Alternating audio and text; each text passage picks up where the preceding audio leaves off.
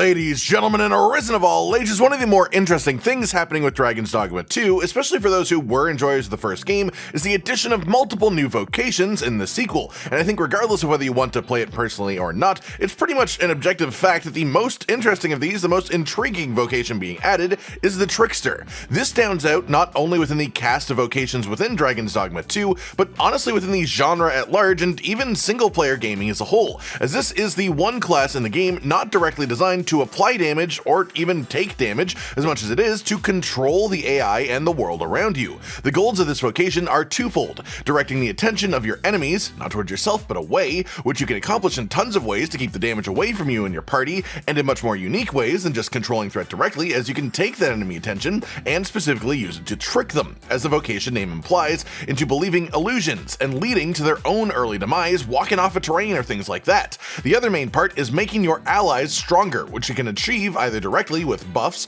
or more indirectly through creating windows of opportunity, like staggering a griffin out of the sky straight down to the ground for a long period of free damage. From the ground up, this vocation is designed not to be the hero, not to be the big damage dealer, not to be the solo star at the top, not even really to be the frontliner taking the brunt of the damage either, because realistically, you're not going to be tanky, you will be squishy, you just have the ability to control the enemy without putting yourself in danger.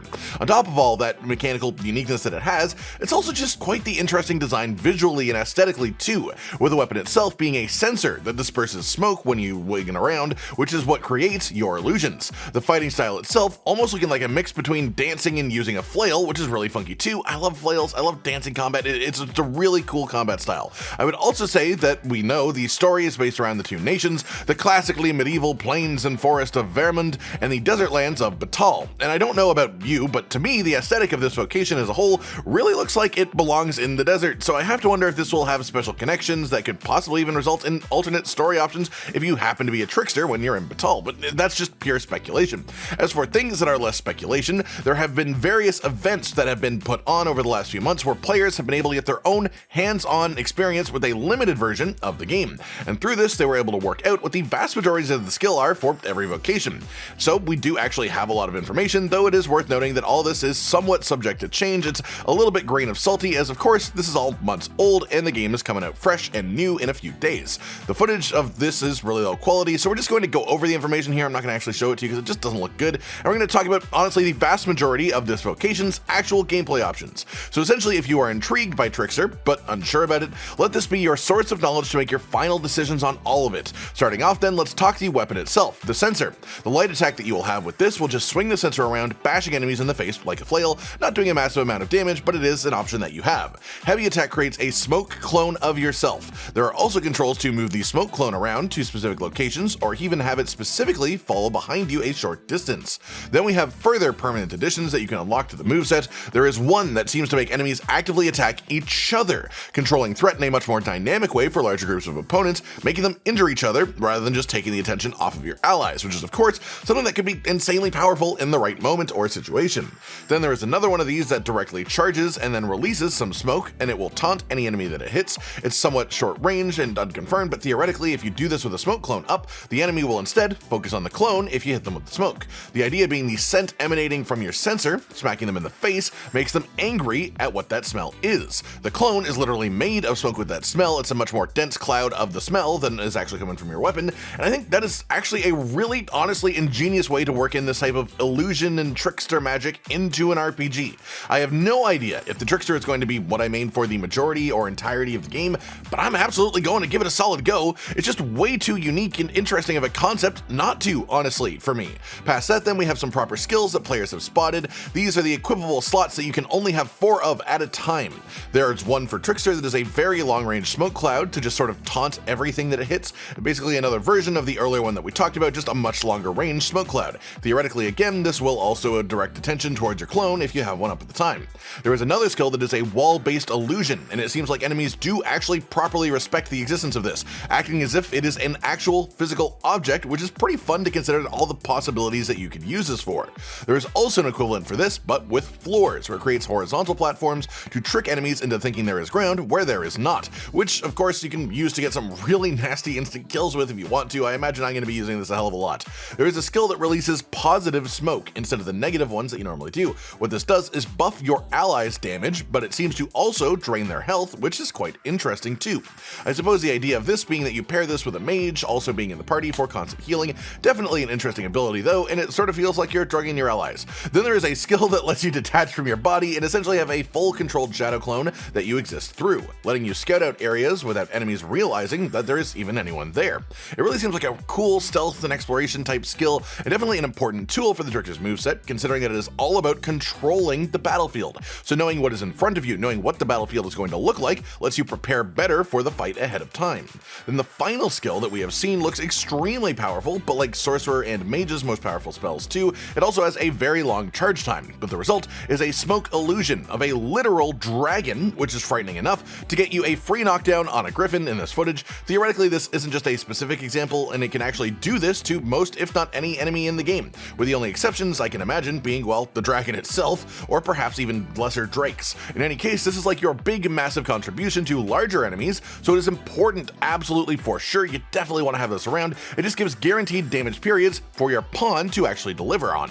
You may not do a massive amount of damage yourself, but again, your role is not about damage, it's not really even about tanking things directly, it's about control. With little guys, you accomplish that by making them run off of ledges, funneling them behind a fake wall that doesn't exist, or even making them attack each other, or a fake entity being your smoke clone. For big enemies, it's just stopping them from moving for extended periods of time to let the friendly NPCs do what they do best. Past that, some players have also spotted a couple of the augments that Trickster will have access to as well. One of them is called Detection, and this gives you some sort of notice when you are either near Seeker's tokens or Wakestone shards. It's not quite clear what Seeker's tokens are yet, other than they are some sort of collectible currency that players have found during hands-on gameplay, but Wakestone shards are obviously part of a Wakestone, which are more or less the most individually valuable consumable in the game. So to be put in the same ability and same category as that implies that they too will be quite important in some way. The other augment that players have seen for Trickster is called Enlightenment. This is another non-combat augment, and it specifically gives you a currently unknown percentage chance of double crafting, meaning getting two of the same results for just a single batch of materials. On the whole, this is going to be an extremely divisive vocation, really. A lot of people will hate it conceptually because it asks you to be extremely sort of selfless. It asks you to think more strategically, to be more creative, and give up those moments of personal extraordinary feats like massive meteor storms or manically laughing while you plunge a massive sword into an enemy from a great height, but it gives you the opportunity for such unhinged, chaotic, and creatively unique gameplay that no other vocation could possibly offer, and I don't think it's really available in any other game that I've played. What it may lack in gory or visceral moments of self-power fantasy, it absolutely has in droves from both the satisfaction you'll get from making enemies walk off of cliffs, or just getting back-to-back staggers on actual full-on bosses with things that don't even exist. It's essentially like turning classic Dragons Dogma combat into more of a minion class, where your minions are the pawns themselves, but you just have so much more control than most minion or companion class type concepts in RPGs. Again, what I really want to drive home here is if you're on the edge, if you think Trickster looks interesting but are not quite yet certain if it's right for you, consider the following. If most, if not any RPG, you can wield a big sword. In most, if not any RPG, you can cast massive fuck-off cool elemental spells, right?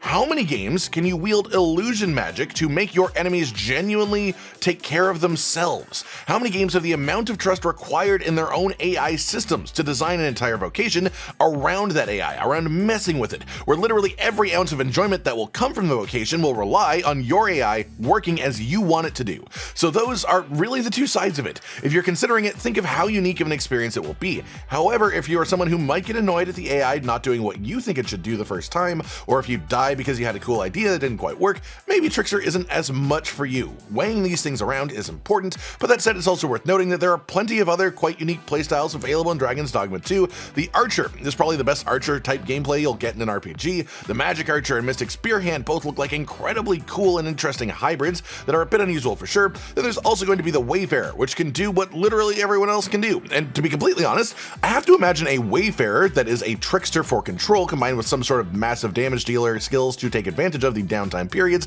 might well be one of the most effective Wayfarer combinations there will be, to the point that as much as I think Trickster is incredibly special as its own thing, I think it is also one of the more interesting components of the Wayfarer's existence, because Trickster is so unique that being able to pair parts of it with other weapon movesets or vocation skills is an absolutely ridiculous amount of potential. All in all, there's not really any harm to giving the vocation a try. In the first Dragon's Dogma, you could change vocations relatively freely. The only downside was if you level with a vocation, you get get stat bonuses related to that vocation, so getting a few levels in a vocation, you end up not using it isn't the end of the world at all. But getting 15, 20, 30 levels of it in an off vocation will likely have somewhat of an effect on your power as you progress, though that is again based on numbers from the first game. We don't know what that will be like in this one.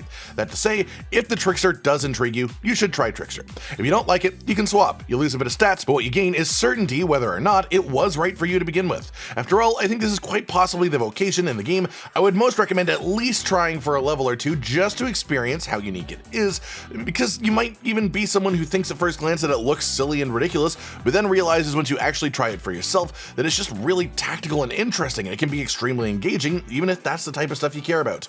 Overall, this is pretty much everything we know about the Trickster so far ahead of the upcoming release for Dragons Dogma 2. I hope you've enjoyed this video, and I wish you the best of luck surviving the agonizing wait until the game actually releases and we can get our hands on it. Like if you like the video, subscribe and hit the notification bell for more, and most importantly, ladies and gentlemen, until next time, stay sweet.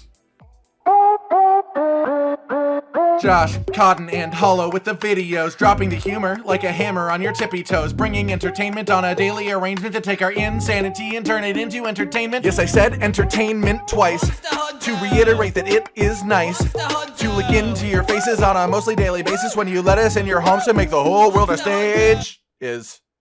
Goodbye.